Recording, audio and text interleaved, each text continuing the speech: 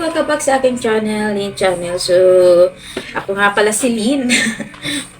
Kape tayo guys. Ito pa yung ating routine ngayong araw na to, no? May share yaw-yawan lang po tayo ng mga kasari. Ito, kape po tayo. Let's have coffee. Kumusta naman kayo mga kasari? Kumusta ang lahat?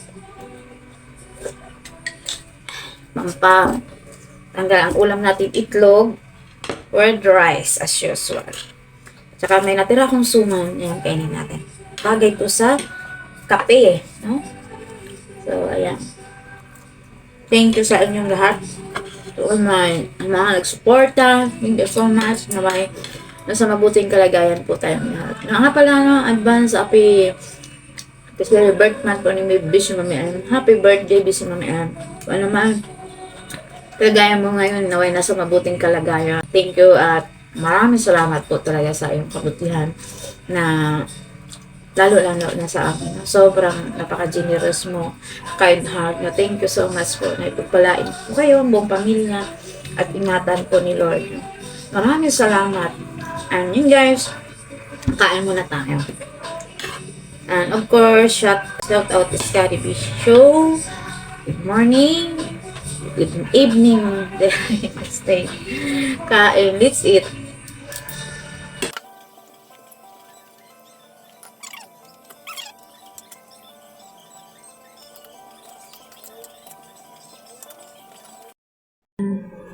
Tapos na po tayong kumain after eating breakfast. No?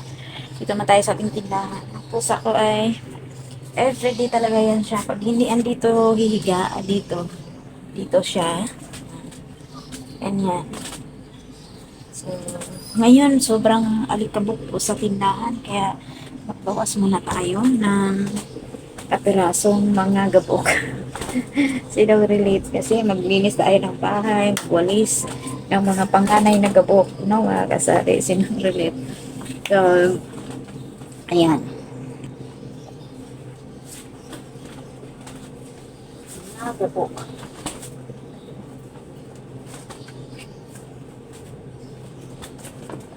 Sira kasi yung pamagpag ko, ganyan. Maganda yun, okay na yung panganay gagabok. Salamat po sa mga nanood. Sige, continue ko lang to kasi ngayon yung naisip ko na.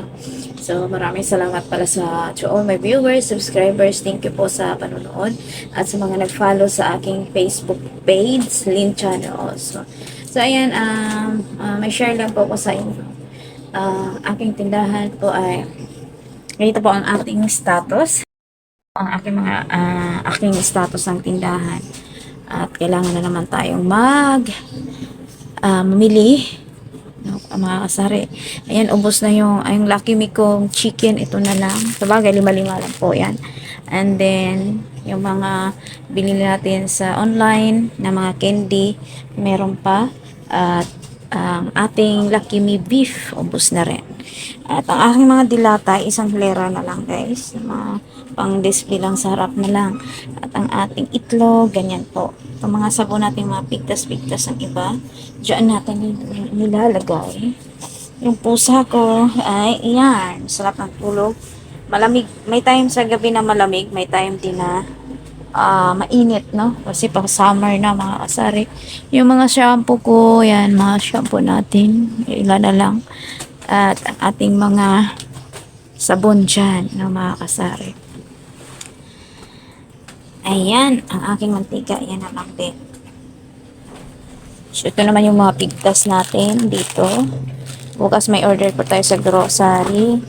Okay, malikom ko po ang ating pambayad. Or sa bagay, malikom natin yan. I-claim natin ng mga kasari.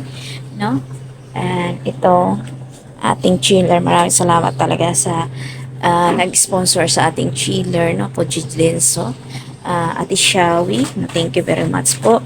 And yan. Malakas po ang hangin ngayon guys. Di ko lang parang nasira na po yung binigay sa yung camel. Ay, 11 po ngayon. Ay, baka yung camel pupunta ka lang ngayon. Ay, no? So, yan. Di ko lang alam kung ma-approve po tayo. Kasi sabi ng 12 po sila babalik. At, 11 po ngayon. Ay, baka yung camel pupunta ka lang ngayon. Ay, no? So, yan. Di ko lang alam kung ma-approve po tayo. Kasi sabi ng 12 po sila babalik. At, 11 po ngayon. Ay, baka yung camel pupunta ka lang ngayon. Ay, no? So, yan. Di ko lang alam kung ma-approve po tayo. Kasi sabi ng 12 po sila babalik. At, May pang-order pa ako. Ay, nakalimutan ko. So, ayun. Kasi parang cash yata sila. So, kung babalik sila, first time ko po maka-order or makabili sa kanila. Ay, hindi pa pala yun order yata eh. Parang on the spot yun. So, ayan. So, ito po yung share ko. Ito po yung napasok sa isip ko, no? Madlang people. Mahalaga din sa atin na yan sa simpleng bagay, marugay, maliit man, dapat na-appreciate po natin yung mga bagay na yun. Kasi pag hindi, pag malaking bagay na po yung natatanggap natin, parang hindi tayo kontento, no, mga kasari. Kagaya po na, kaya sa umaga, pagising natin, na bagamat pagod tayo, puyat tayo, at masarap pa matulog. Pero salamat sa Lord kasi, alam mo yon yung pinipilit nating bumangon para magsimula ulit yung araw. So, yun nga, sabi nga nila, every gising is a blessing. So, napaka talagang blessed na blessed po yun. So, and then, yung mga benta natin dito sa tindahan, kailangan ma-appreciate po natin. Kahit maliit po siya, hindi kagaya ng iba, at huwag po tayong mainggit man tayo sa iba pero maging gawin natin inspiration. Hindi po yung sisiraan po natin ang kapwa natin para dahil po sila ay nakakaangat, no? Mga ganon. Or marami po silang blessing na natamo. So, kailangan ma-appreciate po natin sa bawat araw. So, dito po naramdaman ko yung kagaanan sa loob. Kasi pag hindi po natin ma-appreciate, para kang hindi tayo kontento, yung halimbawa, kagaya sa ulam natin, parang hindi ka masaya na ang ulam mo ay talbos ng kamote, talbos okra na nilaga.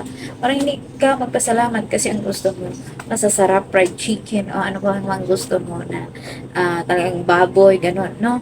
So, kailangan ma-appreciate po natin talaga kasi ramdam po natin yung pag na-appreciate kasi parang, ay Lord, salamat po talaga kasi nakabenta akong 300. Kung hindi po ako nakabenta ng 300, hindi po kami nakapakain, wala kami pambiling ulam at bigas, gano'n. So, talagang ma-appreciate po natin. At sa sunod na araw, babawi po si Lord na mag-300, naging 500, 700. Alam mo yon yung gano'n. So, imbis ang budget mo noon na 300, iwasan mong ulam at kanin.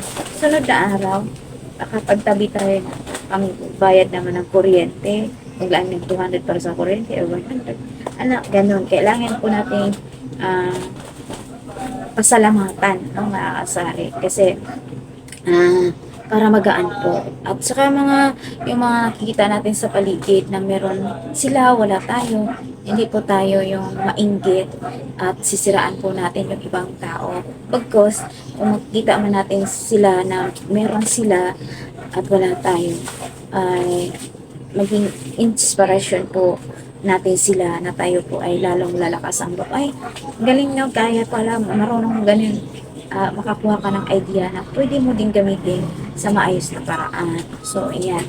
Kasi, pag gamitin po natin sa negatibong bagay, parang minsan na-stress ka, nagdadala ng stress kasi parang hinahabol mo yung mga bagay na hindi mo naman talaga kayang habulin, di ba? Kaya ng mangutang lang tayo para pamasyal, mangutang lang tayo para meron tayong makita sa ibang tao na ay si maganda ng kalagayan, may sasakyan. Ganon. Pero hindi ko sinasabing masama po mangutang. So, ibig sabihin, alam mo yon yung ganon, walang problema po kung mangutang, marunong lang tayo magbayad. Yung mga bagay na hindi po natin kayang abutin, na meron naman tayo sa simpleng paraan na pwede naman tayong masaya, no? So, yan lang guys ang share ko. Kasi minsan yung iba, hindi po na-appreciate yun. Yung halimbawa, nakakain po tayo 3 beses sa isang araw. Yung iba mayaman, pwede silang kumain lagpas pa ng 3 araw, yung may mga sakit. Gusto mapera po sila, pero hindi sila makakain dahil po sa kanilang sitwasyon. Dahil may sakit sila, ito lang ang kainin nila, oat milk sa maghapon dahil bawal, cholesterol, lahat na gano'n. So, lagi po natin na-appreciate yung mga bagay-bagay na alam natin na tawag na, kahit simple lang siya. At natutuwa kasi sa atin si Lord pag ganun po tayo, no? So, ayan, ito ko po na parang na-appreciate na at saka magaan sa loob. Talagang maging ano tayo, appreciate natin ang simpleng mga bagay dito sa ating mga nakikita. So, ayan lang guys. So, kagaya po sa aking tindahan, marami pong nagsabi na bakit hindi mo na lang, kahit nang nag-apply ako, hindi pa lang ako nag-apply na, pero may mag-apply pa. Parang akong ano bakit ka pa nagpatuloy sa tindahan mo kung maliit lang pala ang kita mo, ang laki na ang permit mo, no? Diba ganon? So, kung susumahin, parang ma-discourage ka nga. So, dahil dito po kami kumakain, parang hindi nila na-appreciate. Pero ako, na-appreciate ko po yun. Kaya, kasi wala po akong pinagpupunan, di ba? So, kahit pati puhunan, kinakain po namin. Pati puhunan, nagagamit po namin. Pati puhunan, nagagamit namin sa lahat. Sa school, mga ako pa. Kaya, hindi po natin mabuo po yung ating tindahan na talaga compact talaga lagi. Okay lang po sa akin. Kasi, alam mo yon, hindi ko na hinahanap yung pambili kong bigas sa 1 kilo. Dati kasi talagang ranas ko yan na 1 kilo na lang na bigas, hahanapin mo pa kasi walang-wala ka talaga, no? So, kaya yun talagang pasalamatan po natin. Naiyak ako. So, marami pa tayong mga karanasan na gano'n. Pero, salamat sa Lord at nalampasan po natin yun. At ngayon, talagang naramdaman po natin at na-appreciate na po natin. So, kailangan natin ng gano'n na pakiramdam kasi alam ko natutuwa si Lord sa ating pagtitiis, no? Ganon. Kaya sa mga relate ko na mga kasari, yun nga, gagaya mo si Spracy, di ba ganon yung sitwasyon mo, kadali, no? Pero yung tiyaga lang talaga, no? At saka pray po talaga. And then, kasi bibigyan tayo ng knowledge o wisdom na galing sa Lord. Kailangan galing sa Lord ng ating wisdom and knowledge kasi marami pang wisdom and knowledge na hindi gaya.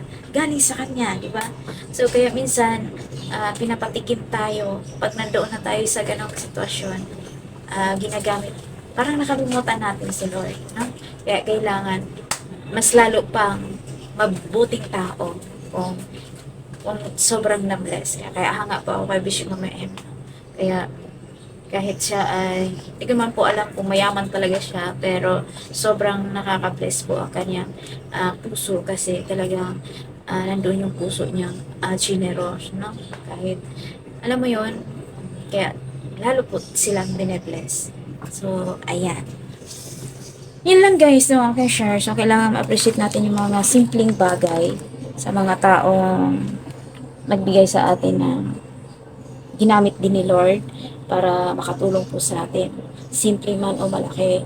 Kaya lagi natin ma-appreciate po yun. At yan, lagi tayong magpapasalamat sa simpleng bagay. Kasi kung ang ating pasasalamatan or ma-appreciate natin mga malaking bagay, parang may kasabihan pong gano'n, pero nakalimutan ko.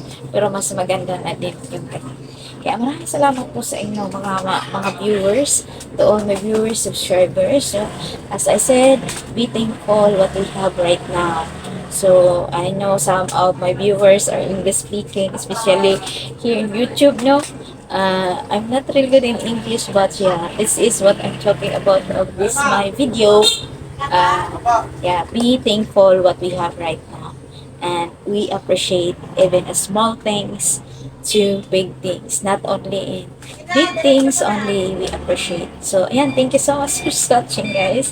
Yun lang guys ang aking ma-share sa inyong lahat. Maraming salamat and magpagpalang araw po sa ating lahat. God bless everyone. Yeah, thank you and skip the ads. Maraming salamat.